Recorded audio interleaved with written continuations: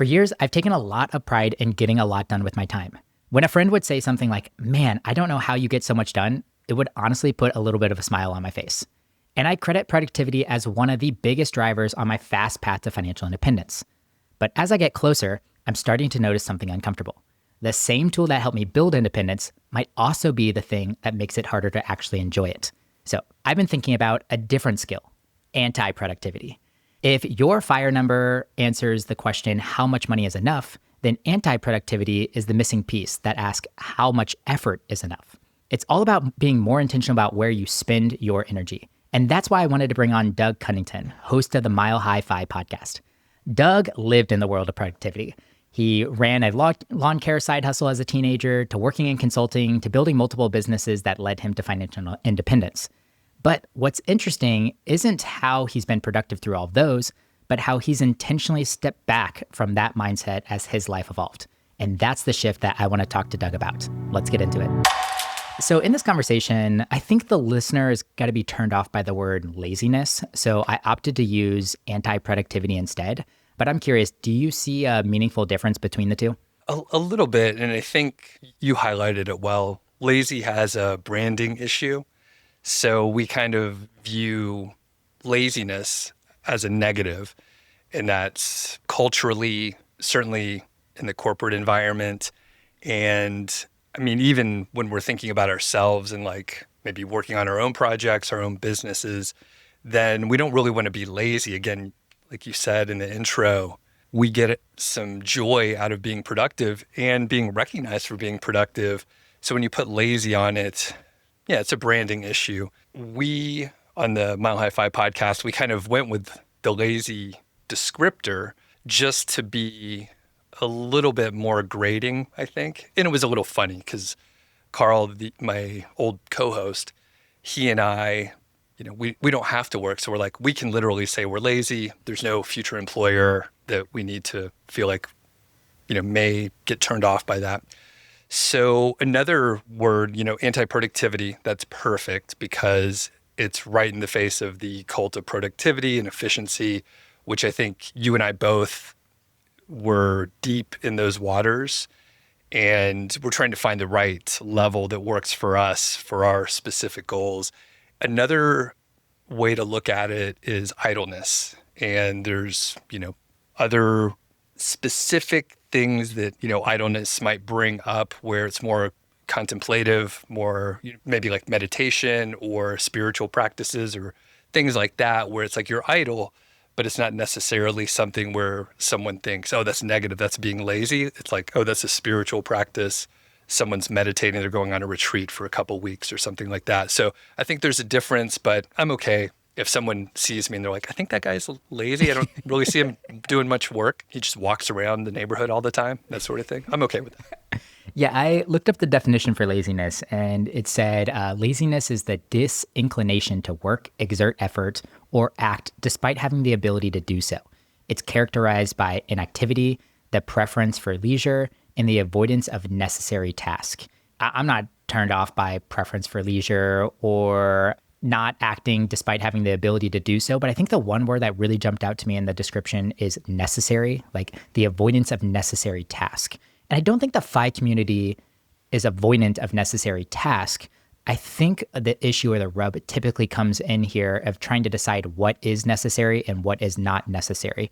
And that evolution has changed for me. For example, like monetizing every single hobby that I have and in like the good graces of getting to FIRE quicker. Like at some point in time, monetizing or making money in general isn't necessarily a necessary task that I need in my life right now. Do you see things the same way? And bring the definition is a perfect way to look at it because I see the leisure aspect and I'm like, oh, we need to do a lot more leisure. That's a huge area that we can spend more time on. Kind of in preparation for this interview, I had a realization, and it's been building. I mean, it was very gradual, but my wife and I hit FI a couple years ago, maybe a little bit longer. It's a fuzzy line, but she stopped working about 2 years ago. And I've been self-employed, so I've just kind of stepped things down. But one thing that happened is I stopped equating time for money. So a specific example would be, I don't know, let's say I'm going to somewhere nice like Applebee's and I'm going to get a meal. Maybe I want to get some extra guac on there and it's a few dollars, or I look at the full meal and maybe it's $75, something like that. We get a couple drinks. So $75, I'm like, oh, that takes, 1 hour of time. I value my time at $75 an hour, for example. And I stopped doing that. And part of it is because I'm not doing activity and then getting paid like we're living off our investments. I have a little bit of revenue that comes in through my business still, just some of the legacy things going on, but it's barely enough to pay for the software cost. So in that way, like I've completely decoupled spending money and earning money with time, I was like, wow, this is crazy, because now I can spend a little bit more. And depending on where you are in your journey, you need to keep an eye on that. You don't want it to go out of control. But at the point where I'm at, we're living, well within our budget and our plan. So being able to pay for a meal with my family where I pick up the whole check, like that's pretty cool. And I don't need to worry about it too much. Again, it fits in the budget, but I'm not looking at each dollar in the same way. I think that makes sense, and probably the place that I'm headed towards, but not quite there yet. But I'm curious, what fears do you think drive over productivity, especially for the FI community? And I'm curious if any of the fears that you mentioned here are going to show up and have showed up in your own journey. The main thing is the fear of running out of money. And I think when we have revenue coming in, we don't want to leave that point, which probably for most of us is the highest earning years or that highest earning point. I know it was for me, it was for my wife as well. So literally we spent 15, 20 years getting to that point, building our network, our education, maybe spending time at the same company, finally getting paid what you're worth. And then you're like, okay, I'm going to walk away now. And I think if we were giving advice to someone else, we could say, oh, you could get another job, and guess what? You don't need to earn as much as you did before. You could earn whatever. You could earn like $10,000 or $20,000, and a lot of times that'll bridge the gap if there's a down few years in the market or something like that. Whatever external factor popped in, but I think that is the main issue, is like running out of money. Secondarily, many of us had a reputation to be very highly productive, always recognized as someone who went above and beyond. You are an overachiever. So to not get that recognition, to just be some regular person that doesn't work, that's a little harder. And you have to, look elsewhere to get that recognition, or just realize that it really didn't matter anyway. It feels good sometimes, but It turns out it doesn't really matter.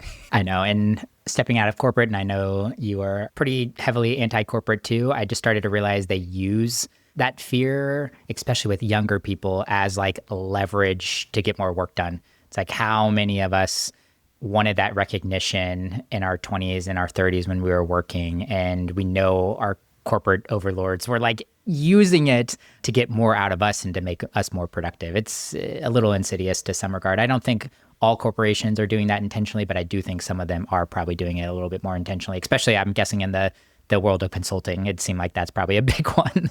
Oh yeah. I could go on and on about that, but a quick example, I always felt like it was that, and I was working pretty hard to get raises, which even in the best years were only like 8% or so, but usually it was like 1% to 2%, which didn't even keep up with inflation. So as I was thinking of the math, which you don't even have to get a spreadsheet out, but you look at the number of hours you're working extra to get a 2.5% raise versus a 1.5% raise, it doesn't quite add up. Either I had enough confidence or I was ignorant enough to start standing up early in my career and just say, I'm not going to do that extra stuff. So I was a team player. And like you said, the management was kind of holding the reviews and different things that they could do to help you get a raise or promoted. They're like, oh, okay, we need you to work shift hours. So I'm working at night sometimes, going in super early or late or whatever. And it was around Christmas time and things were going behind. And they asked me to come in on Christmas Eve on a Saturday, I think. I said no. Like I did the other stuff that we talked about, but this is new and I already have plans. And they tried to say, we're going to get a bad review and on and on and on. And I said, that's totally fine. Good luck over the weekend. I'll see you on Monday. I did get a poor review, and luckily I didn't have to work with those people anymore.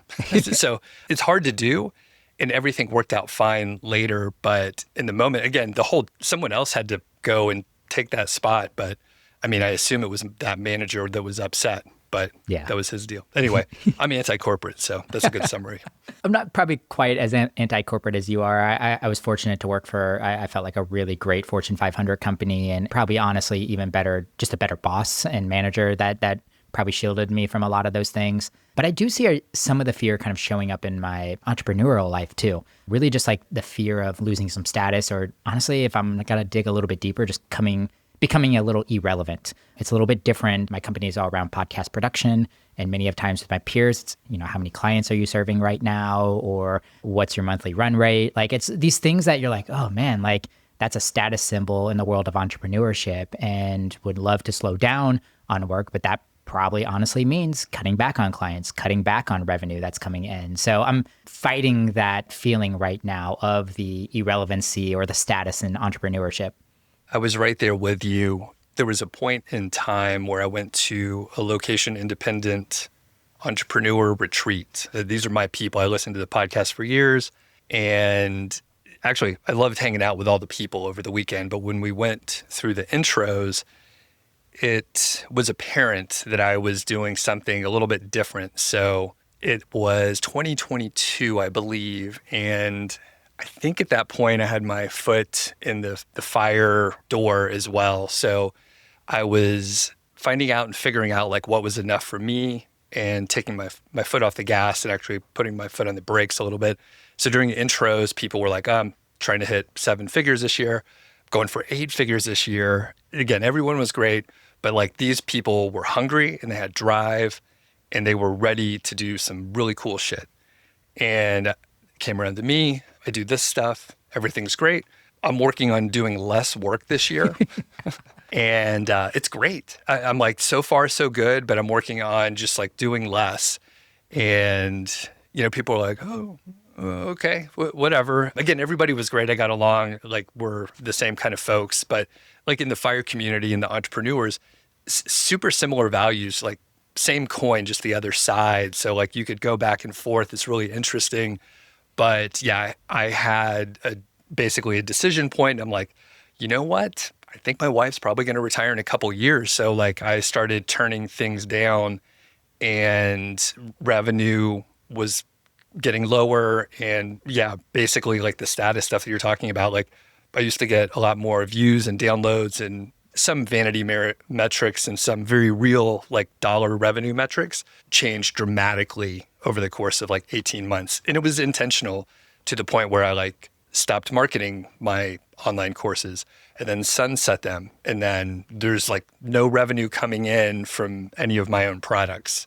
So that was a huge change. And to your point, it's a little bit scary. It's really cool. I mean, it feels really good to build something from scratch on your own. And then there's like no limit to how much you can grow. Or, in the podcasting world, right? It's somewhat complicated. It can be very expensive and hard for someone to set up. And like your company is able to like really serve that need. The sky's the limit. Like you could do so much, but you could also like keep it at the perfect level. It's hard to thread the needle. It is very hard to thread the needle, and I'm still learning that. And I'm giving myself grace too, to like allow that, oh, maybe I overinflated and I didn't realize it, or actually maybe I had a little bit more time than I thought, or this is the kind of client that I really want to serve. So just finding more of them is better versus honestly eliminating the wrong kind of client, I think is probably the bigger thing that I have on my plate right now. There's lots of that. But even for the corporate workers, I think one thing that I've noticed with talking with some of my 5 friends, and what I'm kind of feeling too right now, is recreating productivity even after reaching 5, but just in different forms. Like how many of my friends are like, yeah, maybe I'm going to step into some consulting or coaching or content creation, or I want to like optimize this hobby. Like I still kind of see sometimes productivity just taking a different form and applying it itself to like a work productivity issue, even after you've left the 9 to 5. it's funny. It's like an oxymoron to optimize the hobby, but I get that. I have a friend who's also entrepreneur online, and he basically had the realization that every hobby that he comes up with, he tries to put into the business mold of online business, and then like, how can I monetize this and scale it and all that stuff? It's a real sickness. Like, because I totally get it. A couple of the hobbies that I am working on now, and it could be anything for anyone, but me specifically, and I think it should highlight one area that is useful, is music. So I play the guitar, and I've gotten some nicer guitars, which is a fun thing, but I'm not going to be a professional musician. Like, I already know that. It's just a fun hobby. It's a difficult hobby where you have to put in a lot of time and effort, and you can't really brute force it either. So you literally have to put the time in and practice. Do you play any instruments? I don't know, but I can imagine the Okay. journey to learning an instrument. Perhaps like language learning is similar Yeah. where you could try to do 10 or 12 hours a day, but your brain doesn't quite absorb all the information, and more effort can help, but at some point you can't brute force it. And again, many of us in the corporate world or some of our, previous experience around just like outworking people, it doesn't quite work in the same way. Again, for the guitar hobby, I jam with a friend every now and then, but it's mostly for me. Mhm. And it doesn't really matter if I become much, much better or just a little bit better, but it's a good pastime. Great to keep your mind active, again, similar with language learning. And there's so many different hobbies like that where you can put in the time. Another area is just like fitness and health. Some people get pretty obsessed and they can go deep on that. And again, like the brute force aspect, think maybe like ultra running, like long distance running, you can work really hard at it, but also you have to build in recovery time. And it's kind of it's an exercise in like injury management. So like you can't just all of a sudden start going 50 miles in a run. You have to build up to it. So again, you just have to put in the time. And most of us are probably not going to win any races, but we can get better than we were before. So I think that's a good way to look at it.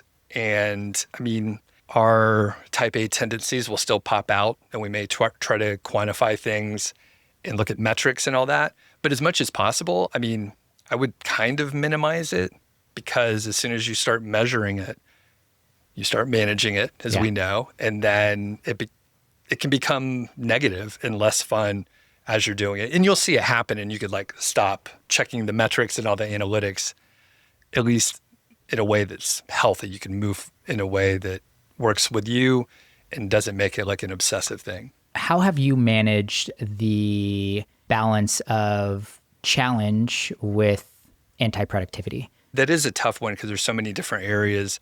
I'll keep it in the music area. I think about deliberate practice, and it comes into play with fitness as well. So those are two areas we can kind of go back and forth on, where you're kind of on the edge of comfort, but it's a little uncomfortable. So when I'm learning a new piece on the guitar, maybe I have to go super slow, and then I try to speed up a little bit and add a little bit more. There's still like memorization. You can look at the music and that sort of thing, but it's kind of on the edge of not being fun because it's just more than you can do. So I think that does come into play. And as I was saying, like it's good to not get into the metrics too much. However, one of the ways that you could practice exactly what I'm talking about is to like have a metronome and set it at a certain beats per minute. And then you start slow, and then you slowly speed it up. And guess what? That's exactly metrics. You were like, I did this at 60 BPM for 3 minutes on this day. And then you go up two the next day. Same thing with running. You want to add, what, like 5-10% on your mileage. You don't want to add too much. You want to let your body recover. So you're kind of on the edge of what you could do just a little bit more. Same with like weightlifting, just a little progressive overload over time, and you don't want to push it too hard. And you'll know it if you do. With the guitar or music, it probably won't be fun, and then it'll fall apart. And then, fitness wise, you'll injure yourself, which takes you out of the game, which is no good. Yeah. So it is a balance. And then thinking about the metrics angle, I mean, again, it's hard for us to turn off that portion, but if we can frame it in a healthy way and make sure it's still fun, because I think when it stops being a leisure activity and it stops being a hobby, then it's not fun anymore. And that often happens, talking about monetizing hobbies. You're like, oh, maybe I can do like a coaching program for runners. And then you have like deliverables and people texting you and calling you and stuff. And that can be fun and novel at first, but then things become work when you make them work. How have you kept things not work on that front? I know you've flipped and sold guitars. I don't know if you're still kind of actively doing that, but were you intentional about making sure it's like contained into this is fun? Like I love searching, finding a guitar, maybe working on it, maybe adding it to my collection, then offloading another one that I don't want. I could easily see a slippery slope to you spending a weekend collecting guitars, tuning them up, fixing them, flipping them, and making plenty of money from that. How do you contain that? Yeah. Luckily, I've held that at bay. And also my wife would be like, why do you have more guitars? So I've done a little bit of that and maybe bought and sold like 2 of them. I tend to keep them for about a year or 2. And then just like real estate, I got a good deal when I bought it. So that makes the whole transaction worthwhile. Mm-hmm. The area that I do want to go into is like the podcasting portion. So I have 2 podcasts, and at times they made a lot of money. Well, one of them, the Mile High Fi, never made much money. Like we are taking donations now, but it barely covers the software. It's a tough business model. I mean, there's a decent number of downloads, but my other podcast was related to business and entrepreneurship and online business. So there's a lot of advertisers that were very interested in being in front of the audience. I also sold my own products at that time. Truly, I like podcasting, which is why I have 2 of them, and I continue to do them even though I don't have to. Again, one of them was making a lot of money. The business model sort of changed a little bit in the specific industry, but at the end of the day, I looked at podcasting and the enjoyable parts, which is these conversations and maybe networking with some folks that I don't know, but because I have a podcast and a YouTube channel, people will talk to you, especially if they have a book coming out or something like that. And then I didn't like editing, and I didn't like a lot of the admin stuff that happens around podcasting. And I actually don't really enjoy dealing with advertisers.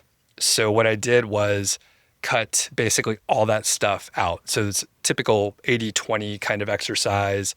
And clearly I could tell when I was doing an activity that I didn't want to do. So that was pretty easy to identify and then figure out how to get rid of it, eliminate it if it actually didn't matter too much, like the advertising.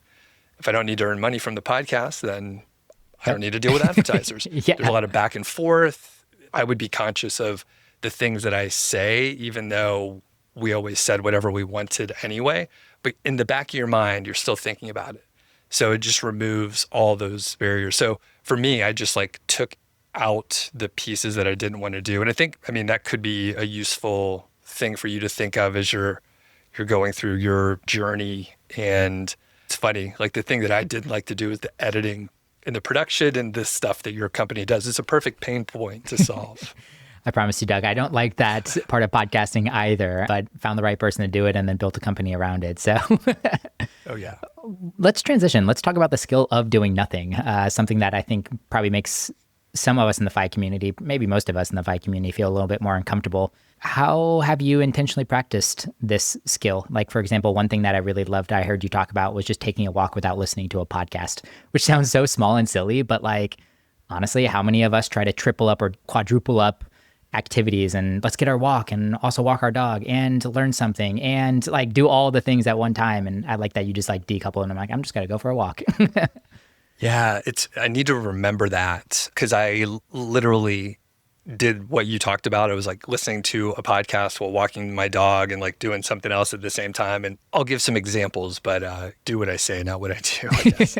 I think one area, and you'll have to build up to this, is just being okay with not being productive all the time. Mm-hmm. I know when I worked my corporate job or when I was working really hard to get my business going, right after I got laid off, I was like, I want to fill every hour, every minute that I can with something productive.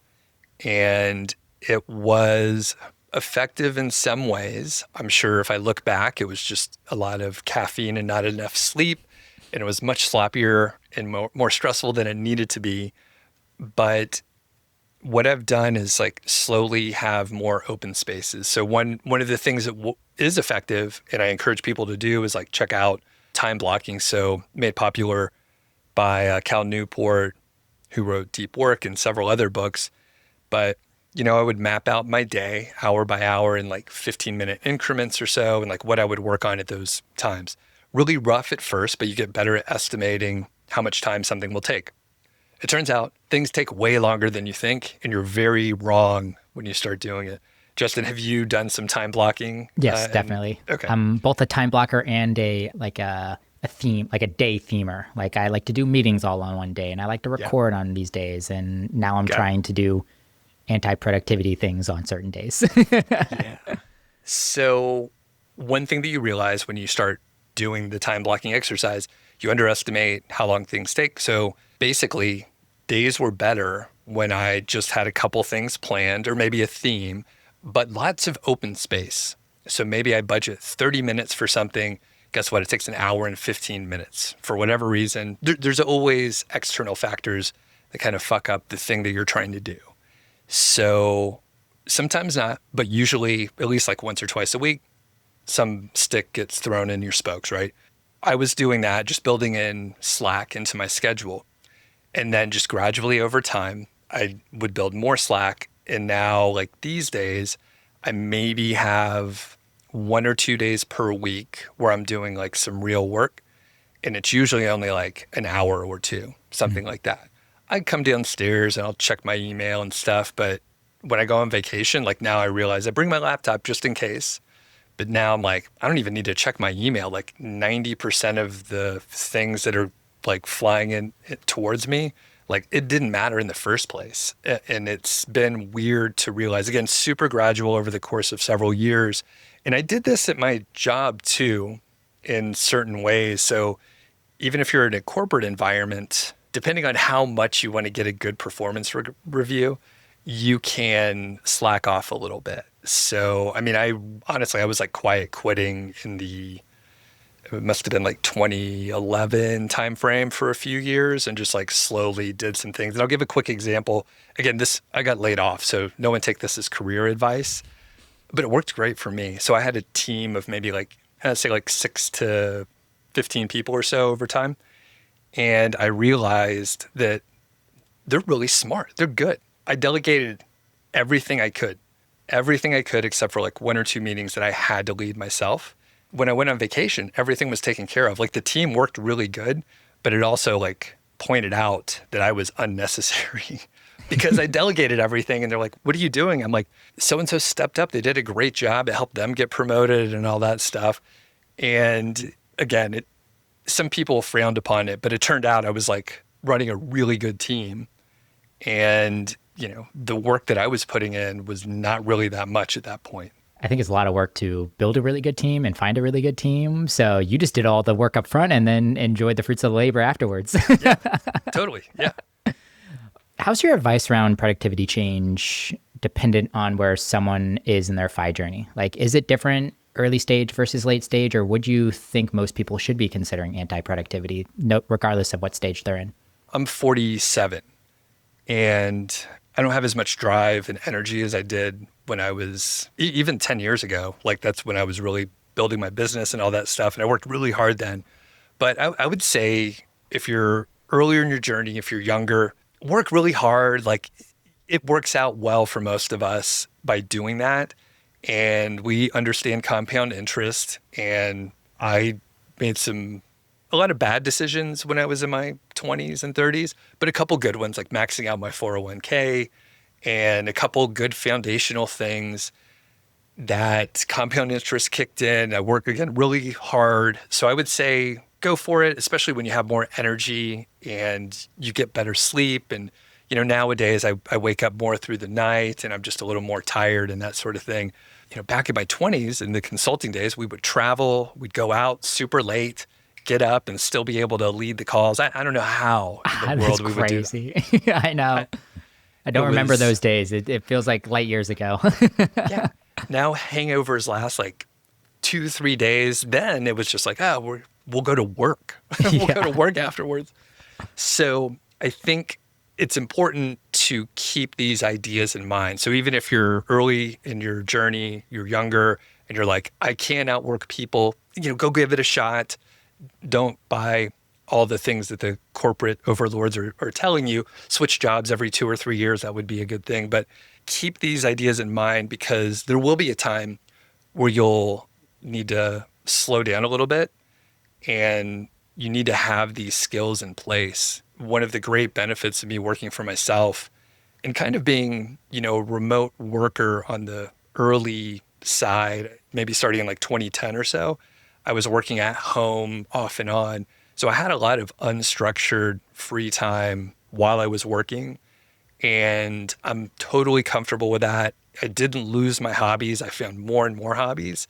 So I think one of the biggest risks is like working so hard that you forget your hobbies. You kind of lose a little bit of your personality. I've seen this happen a lot with lawyers that are really successful. They're very good at their jobs. Turns out a lot of lawyers end up being in the fight community because it can be very tough on you mentally and physically and on your family and all that kind of stuff. Just a psychological drain. And they make a lot of money. So they end up trying to figure out how to get out of there. Yeah. One of my friends, I think he lost a little bit of his personality and hobbies, and it took him a little time to like build those back in. And if you lose that skill, it's not great. I mean, because you think, oh, maybe I need to get a job. Like the job was actually serving a purpose, and maybe it does. But I think there's a lot of different things you could do with your time, especially if you've been in a career for 10, 15, 20 years. Like you've done some great things, but there's a whole world of experiences that you could put time into. And, looking at the opportunity cost of putting more time in the same thing over and over again for another couple decades. I mean, I think we could be a little more creative and do something better with our time. I agree with that. And yeah, I think on some hand, there is a case to be made to be hyper productive earlier in your journey. Just the ROI in general is going to be a much bigger payout versus the payout that comes from high productivity late in your journey. And like I said, I find the challenge making the transition and realizing maybe when you've crossed the threshold and when you personally, the effort isn't matching the reward. That's where there's so much gray area in this productivity, anti-productivity conversation, is knowing when it's starting to feel like a job and when doing a little bit less of it or not doing it at all would actually have the real benefit or the real ROI, which is like peace of mind and comfort for your life too. So I don't know if you, looking back in your own FI journey, if there's any points that you could pinpoint that you wish you would have maybe approached it a little bit differently. Maybe a lot of this productivity was starting to spill into your life at that point in time. Gosh, at first I was thinking of like all the poor financial decisions I made over the years. Turns out most of them are okay. If you get a couple things right, you can make some devastating financial decisions that, even if it's like a couple $100,000, like everything turned out okay. From the productivity standpoint, one thing, similar to you, I was working on my own projects while I still had a corporate job. Mm-hmm. I got a lot of work done in those roughly 2 years. I think I got promoted. I mean, I was doing well at the corporate job and got promoted, good raise and all that stuff. Team was on all cylinders, like I mentioned. And then I was waking up at like 4 a.m. and like doing my own projects and work, and then go to the gym and then start the day of like whatever 8 to 12 hours of working at the corporate job. So certainly at that point, I was doing a little too much, and it maybe would have been smarter to get more sleep. I think getting more sleep would have been better.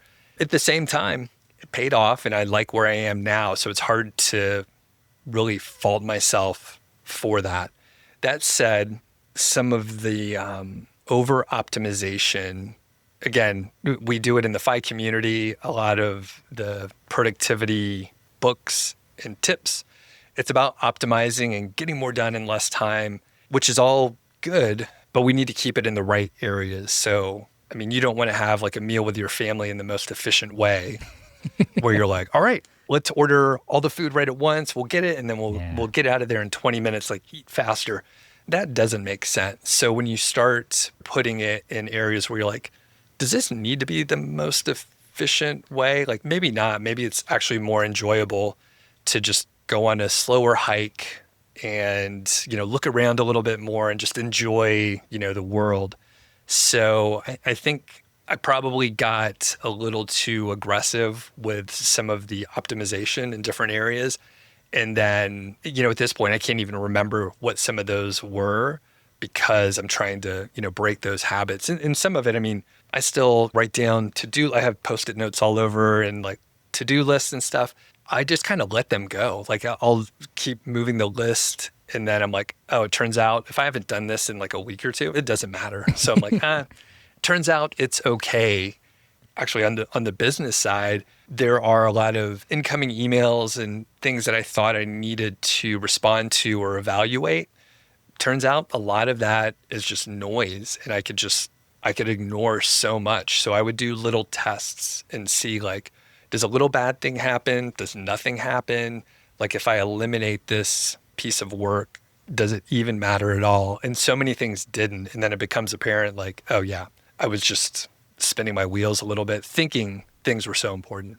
Doug, this has been fun, man. I want to label this a productive conversation, but that would be antithesis from what we're talking about. So we'll just say this is an enjoyable conversation. Tell the audience a little bit about Mile High Fi, and if they checked out an episode, what you would expect them to gain from the podcast.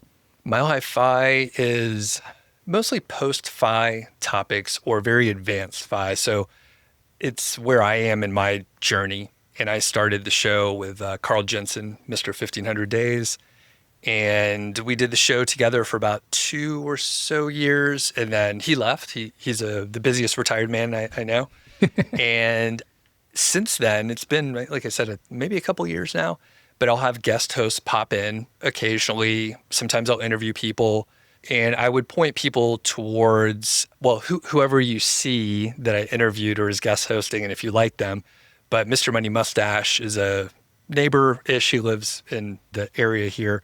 So he's been recording with me quite a bit in the last, I would say, like few months. He's on maybe like once a month or so. So I would check those out. I mean, Pete doesn't blog as much these days. So it's, people are hungry for what he has on his mind. And those are great episodes to check out to like get a flavor. And it's silly. Like I said, we don't have sponsors. And we're not trying to cater to anyone. It's really just, Carl and I were trying to get each other to laugh most of the time. So those earlier episodes have Carl, and then the others are guest hosts and that sort of thing. But post-Fi topics, there's some folks with journey or on their journey earlier, but generally we're talking about lifestyle. Great for this audience too, for people that want a peek into post-Fi and some of the things that community is thinking about, is working on. You really bring to light some of these things that in my own journey, I've hopefully gotten a little bit of a jump start, at least theoretically thinking about, and now actually having to take some action on. So once again, everybody, this is Doug Cunnington, Mile High Fi podcast. Doug, man, this has been a blast. Thanks for joining us. Thanks for having me.